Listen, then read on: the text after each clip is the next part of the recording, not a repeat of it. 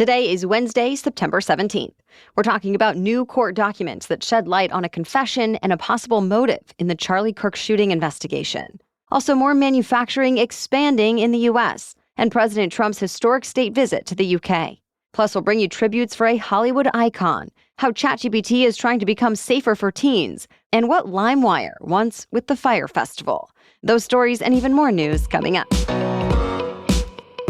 Welcome to The Newsworthy. All the day's news in around 10 minutes. Fast, fair, fun, and on the go. I'm Erica Mandy. Thanks so much for being here. You ready? Let's do this. The person accused of killing prominent right-wing activist Charlie Kirk is now formally charged with murder, and prosecutors in Utah say they're seeking the death penalty. Court documents filed along with the charges shed more light on a possible motive. Investigators uncovered text messages the suspect apparently sent his romantic partner after the shooting, saying he killed Kirk because he, quote, had enough of his hatred. A key break in the case apparently came from the suspect's mother, who recognized his photo on the news when police were still searching for him. The court docs say his parents then persuaded their son to turn himself in. Since then, they told police their son had moved to the left politically over the last year, specifically on gay and transgender rights. The suspect made his first court appearance yesterday wearing a suicide prevention smock. He only spoke once when asked to state his name. His next court hearing is set for later this month. FBI Director Kash Patel was the subject of a heated hearing on Capitol Hill this week. He and Democratic senators got into shouting matches about a few different issues, like the investigation into Charlie Kirk's murder, the Epstein files, agents who say they were fired for political reasons, and more. At one point, Democratic Senator Adam Schiff pressed Patel on who made the decision to move Jeffrey Epstein's associate, Ghislaine Maxwell, to a minimum security prison. Patel called Schiff, quote, the biggest fraud to ever sit in the United States Senate.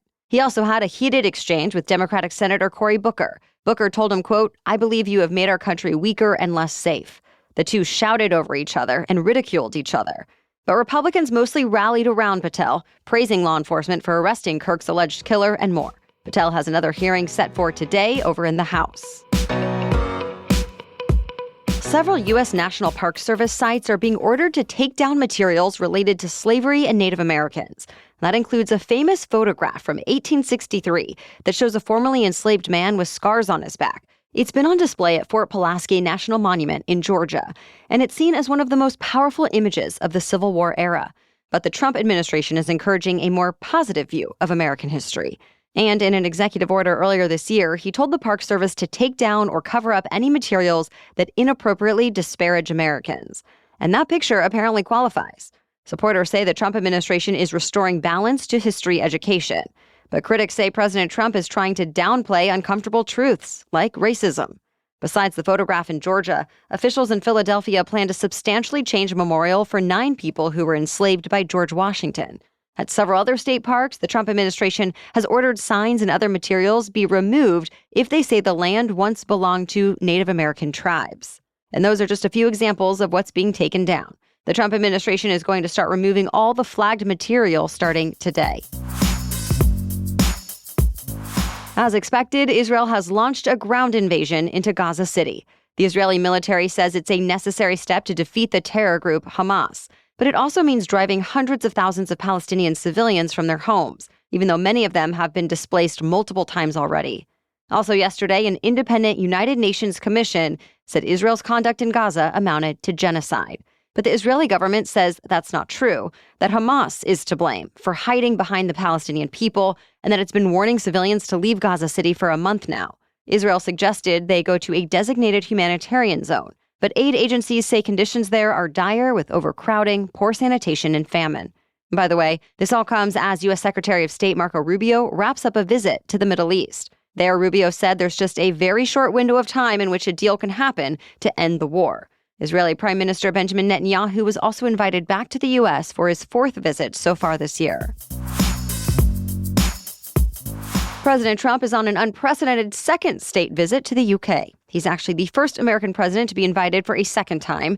And like the first, this one comes with plenty of pomp and circumstance. Today, King Charles, Prince William, and more than 1,500 soldiers will welcome President Trump to Windsor Castle. Trump and the First Lady will travel in a horse-drawn carriage to the sound of military bands.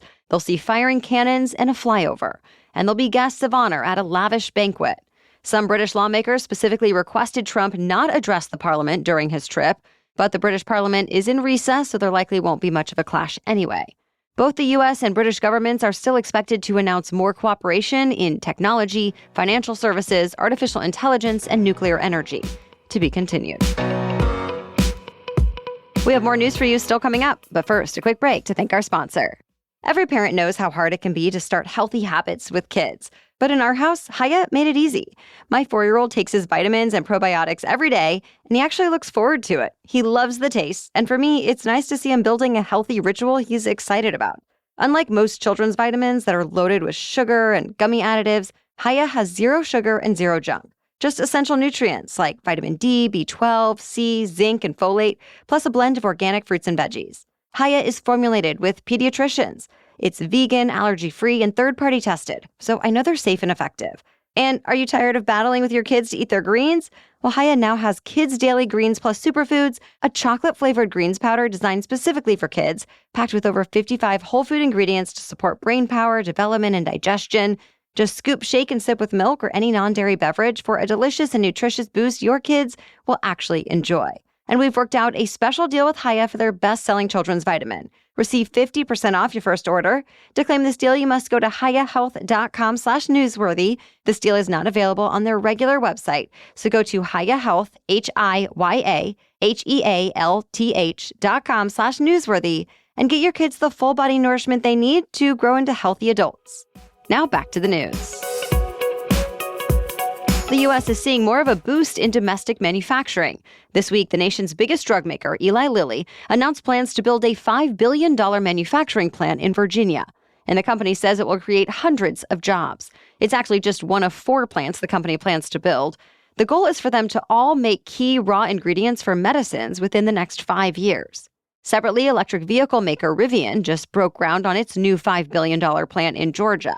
The company expects the factory will eventually create thousands of jobs and will be able to make as many as 400,000 of its electric vehicles a year. The plant is scheduled to open in 2028. Rivian's CEO has criticized the Trump administration's policies on electric vehicles, but yesterday he said the company's goals do align with some of President Trump's, like American manufacturing, American technology, and more. Eli Lilly's CEO has also criticized President Trump's policies, saying it would be better for the U.S. to adopt tax incentives rather than punishing tariffs if it wants to encourage manufacturing. Well, this new investment is seen as a response to those tariffs, even if the drug maker didn't mention it. Hollywood is paying tribute to one of the biggest movie stars to ever grace the screen. Robert Redford died at 89 years old this week. He became known for starring in movies like Butch Cassidy and the Sundance Kid, The Way We Were, and The Sting. Then Redford directed movies like Ordinary People, which he won an Oscar for, as well as A River Runs Through It, The Legend of Bagger Vance, and Lions for Lambs. Redford created the Sundance Independent Film Festival, which helped launch the careers of other filmmakers like Quentin Tarantino, Ryan Coogler, the Coen brothers, and Christopher Nolan. Plus, Redford was known for being a champion of the environment. Now, tributes are pouring in from stars like Meryl Streep, Leonardo DiCaprio, Barbra Streisand, Jane Fonda, Morgan Freeman, Ron Howard, and many more. Bob Woodward, who Redford depicted in All the President's Men, spoke about Redford yesterday, saying, quote, "I loved him and admired him for his friendship, his fiery independence, and the way he used any platform he had to help make the world better, fairer, brighter for others." OpenAI is rolling out a different version of ChatGPT just for teenagers. ChatGPT's new teen experience will give much of the responsibility to the adults in teens' lives.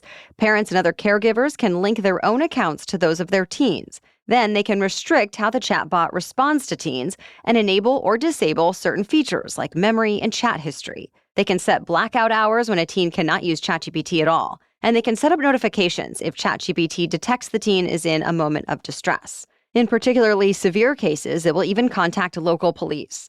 This all comes as new research and lawsuits have raised concerns about how artificial intelligence can impact teens' mental health.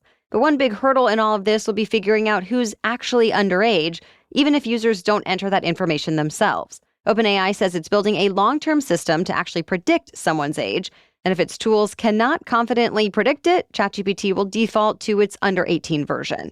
Meanwhile, the FTC just opened an investigation into chatbot safety last week, so stay tuned. So we told you over the summer the infamous Fyre Festival sold the brand on eBay for $245,000. And this week we found out the buyer was a file-sharing website that upended the music industry in the early 2000s. We're talking about LimeWire.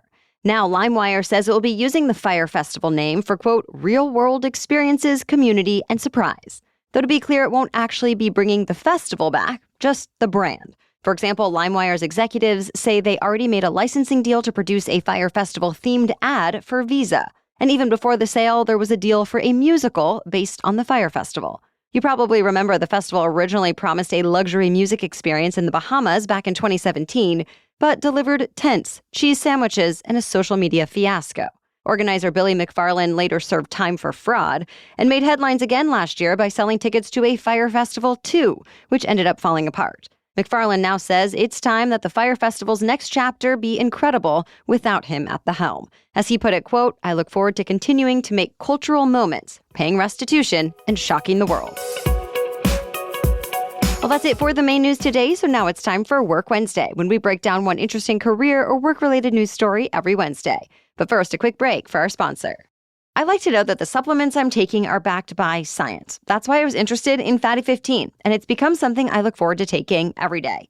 Fatty 15 is built around C15, the first essential fatty acid discovered in over 90 years. It was identified by a scientist working with the U.S. Navy to improve the health of aging dolphins. And now it's helping people too. More than 100 studies help to show that C15 helps strengthen cells. And keep in mind, when our cells age, our bodies do too. Well, Fatty 15 is said to repair age-related damage to cells, protects them from future breakdown, and activates pathways in the body that help regulate sleep, mood, and natural repair mechanisms that support overall health. And unlike fish oil, which always has left me with a strong aftertaste, Fatty 15 is one small vegan capsule with no flavor and no fillers. It's an easy habit that fits right into my day. Fatty 15 is on a mission to optimize your C15 levels to help you live healthier, longer. You can get an additional 15% off their 90-day subscription starter kit by going to fatty15.com/newsworthy and using code newsworthy at checkout. Okay, now back to Work Wednesday. Employees all around the country are learning just how easily their words can get them fired. People who have seemingly mocked Charlie Kirk's killing online have lost their jobs at several different companies, from American Airlines to NASDAQ. They've lost jobs at restaurants, schools, law firms, sports teams, newsrooms, and so on. Some of them are being reported by online activists who have collected the names of people who make contentious posts, and many employers are not hesitating to respond. But others say this whole issue poses new challenges for them. One challenge is verifying controversial posts on social media, since some online campaigns have wrongly implicated some people. Another challenge is deciding exactly which posts cross a line, and which fall under free speech. Either way, free speech protections don't automatically translate to the employer-employee relationship. Legal experts say most bosses have the right to punish their workers for speech that doesn't align with company values, even by firing them, though the exact laws vary from state to state. To be even more protected, many companies have updated their social media policies in the wake of Kirk's death. Of course, those will last well beyond the immediate aftermath of this murder case, but experts say changes will still be necessary since the norms are shifting. Thank you so much for listening today and for sharing the show. We'll be back tomorrow with the latest news. Until then, have a great day.